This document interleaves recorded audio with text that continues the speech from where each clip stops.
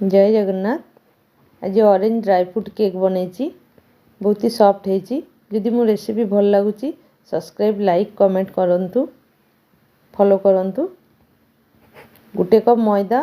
गोटे कप रु टिके कम नहीं तेल गोटे कप गुड़ नहीं ताल गुड़ ऑरेंज नहीं ड्राई फ्रूट सब प्रकार नहीं ऑरेंज को आग टिके कुरी नवा तापर तार रस काढ़ा रस काढ़ी ड्राई फ्रूट को बतरे रखिदवा ताको 10-15 मिनिट बतरे रखा तापर एगुड़ा गोलेबा मैदा गोटे कप नेली तेल देली तापर ताको भल कि फिंटी दवा गुड़ ग्राइंडिंग कर नहीं ताल गुड़टा से आप चाहिए चीनी भी दे पारे